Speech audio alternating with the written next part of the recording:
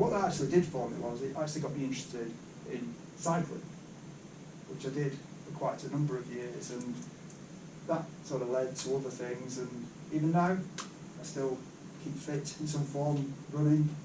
I go on a bike sometimes, but not as often as I probably could. And I do believe that actually it's become a lifelong thing for me, that I do believe that if you keep fit all of your life, some people say, well, I haven't got time for that. Well, actually, you have got time for it because you'll live longer. So if you live longer, it makes sense to do it because you've got more time and you'll have a better quality of life. So for me, it's become a lifelong passion. I've had slight breaks along that journey, but most of the time, I've always tried to keep fit in some form or other. So that's my lesson. Thanks, Neil. Demolishing the main excuse for not going to the gym. School is a time of making friends, and lots of us have friends that we, hopefully, some of us, I'm looking to have friends that I made when I was very young, and I still see them once a year, my school friends, and that's a very lovely part of my life. I really appreciate having that. So my next question is about friendship, and I would like to know, who is your best friend, one of your best friends at school, and what did you like about them? And I don't know your name. Mahmoud. Would you like to come? Sure. Thank you.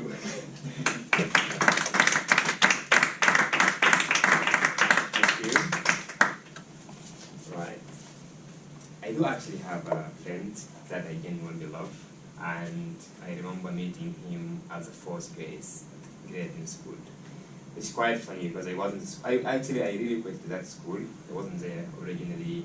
I went to school, and straight away people telling me there's like one of the brightest student here. He's basically was like top student, right? He went out of school for a year, like a gap year or something, and then he came back, and they were like, you have to meet this guy, he's great, and that. I was like, okay, cool. The first day he came back to school, I was like, okay, are you the new guy? He was like, yeah, sure. I'm like, oh, he was like, his name is Neil. Like, yeah, I'm with that, everything. I didn't think, like, people were telling me, oh, he's a great personality, very bright student, and I was like him. And I just didn't, I was like, yeah, he's okay, he was nice and everything. That's like, he's not my guy. It's like, well, why would I like this guy and be friends with him? And then years went by, we stayed for another 4 or 5 years at that school, and gradually we started to I would say we were like just like-minded, agreeing on things, doing things together in school, out of school. So gradually became friends. And interestingly, we are still friends. Actually, he lives in Germany now. He came just 2 months ago. He visited me here. We spent a really good time, and I genuinely consider him he is my best friend now. So I'm grateful that I met him and still friends him. Thank you.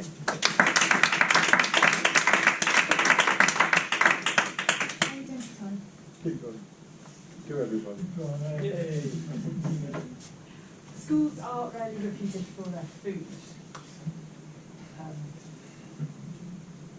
My school wasn't, and I don't know how many schools do school lunches anymore, or who takes food to school. I don't know how it works anymore, but I am prepared to bet that most of you have an experience of school lunches, possibly not very good, possibly great, I don't know.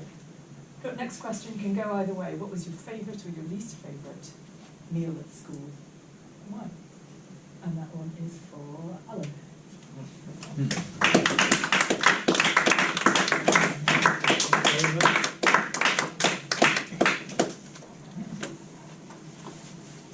Evening all.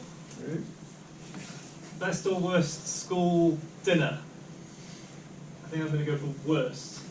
In fact, I think it has to be worst really, because best would be a real struggle. Fish Mornay. Anybody know what fish Mornay is? Yeah? No. No. Look at you. Yeah. You know what it is, Jim. What do you think of it? You think it's I loved it. A delicacy? Yeah. We used to also have cornflakes on ours. Oh. Cornflakes. Right, okay. Fish Mornay is fish of some kind, some unidentified white fish with a sort of thick, cornfloury, sort of cheesy kind of sauce. Kind of just the epitome of things that I don't like, really. It's quite revolting. And I remember having this as dinner many times, because it was you got the same thing over and over again, essentially, at first school. And it was, not only was it fish mornay, but it was fish mornay and mash, which is another thing. I don't like mash. Especially not lumpy school mash, Oh, horrible, disgusting. Peas. The peas were alright. That was the one thing. I just kind of went hungry these days, to be honest. It was the rumbling of the stomach all afternoon reminded me that it was a fish mornay day. I remember trying to put loads and loads of pepper on there. Just try and soak the taste up, make it taste of something else, because it was so disgusting.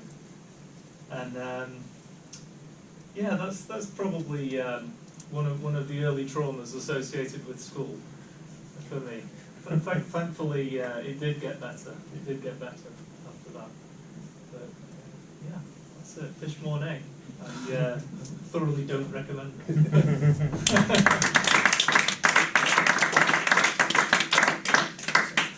Good morning. Now, the school holiday or the school field trip is often a focal point of any school experience, often includes the most creative bad behaviour. So my next question is about field trips and outings. What was your most memorable field trip, holiday or outing, and why? That's for Zane.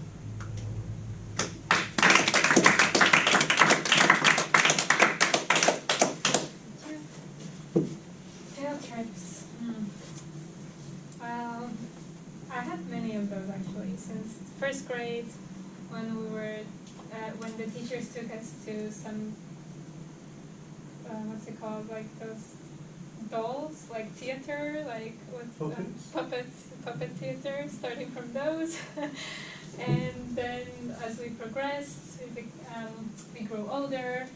We went to the capital city of Latvia, which is Riga. And because I went to a village school, going to the capital was a big thing. And those who grew up probably in capital, they don't think it was. Probably Val doesn't think it's anything special. But there we were, going to the capital city of our country. And there are many things to do. And I think that's the only most interesting city in our country. And we did, what did we do there?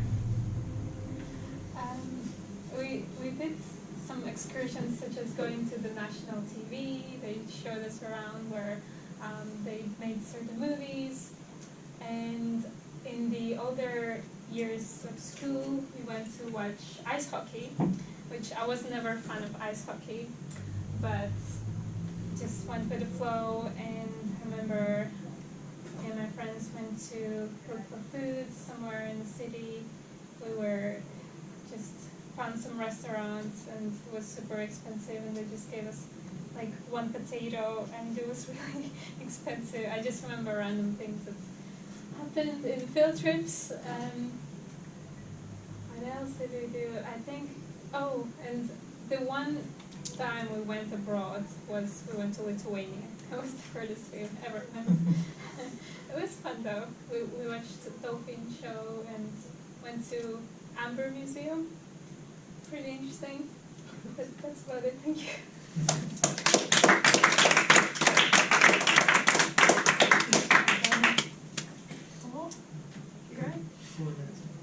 Many of us have a dream that comes up at times of stress and often relates back to a time in our life when we were studying or doing something challenging that got a little bit out of control. What was your most challenging or difficult project while you were at school? And that one's the top. Yeah.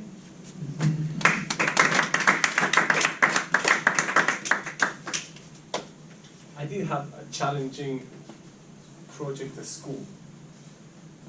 And actually I despised school. I really did not enjoy school at all.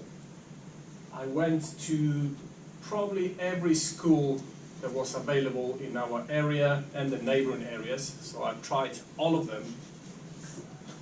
Got expelled from one. I won't tell you why.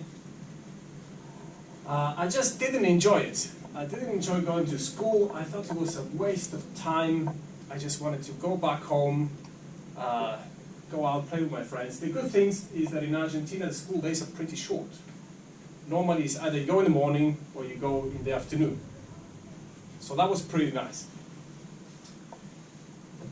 So we got 7 years on the primary, 5 on the secondary school. The 5th year on secondary school, when you finish, you go to this amazing trip, skiing and all the fun, and through school everybody's always talking about this trip. So what I did is, so that's year number 5. When I got to year number 4, I decided to skip year number 5, so I didn't get to go to the trip. But I skipped the whole year because I didn't like school. But that was very challenging because I had to stay in the summer studying a whole year ahead of time. So I did that, and then I went to school at the end of the 4th year and took all the exams for the next year and finished them all. And then after the summer, when all my friends were going back to school, I was at home, done. And it was wonderful, but it was challenging.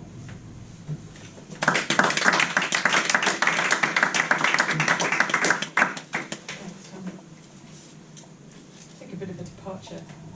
Private schools have been in the news a lot lately. The new government will impose different restrictions on private schools. So my question for you is, are private schools a good thing for society? Who hasn't been yet?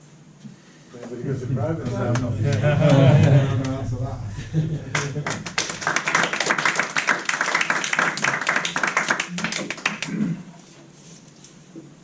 So I feel like the consensus around private schools are not very good because I guess it's not giving equal opportunities to all kids, and basically what their parents have done in the past gets to pave their way. So there can be 2 kids that are born in a hospital, they've done nothing, but one of these kids gets all these, not about privileges but advantages, whereas this other kid who comes from a poorer family doesn't, and they go to a state school, normal school.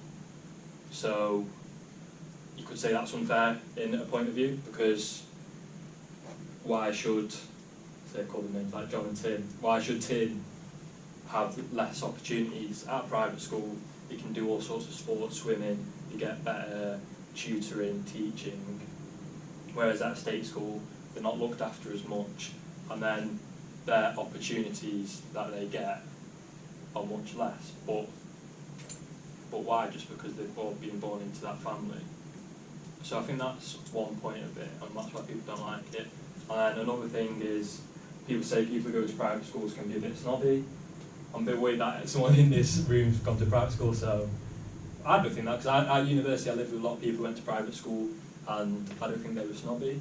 I think, to be honest, the private school people I know, like they tend to be a bit more confident in a way. I don't know what it is, not a clue, but a bit more confident and not so snobby really, and they're a bit more aware of the fact they went to private school. And it's quite interesting that people who go to private school tend to be a bit more embarrassed now, because I feel like the consensus that's around it, and like your parents paid for it. But to conclude, are private schools bad? I think they're okay, because the parents who are sending them there have worked hard to get that money. Maybe not all the time, maybe they got lucky to inherit that money, but they've worked hard to get there, and they want the best for their kid to send them through that school. And I get that might be unfair on less advantaged people, but hopefully there's other aspects for them. Hopefully the government pays like you've got grammar schools, and they can go down that avenue, and everyone can do that. hopefully.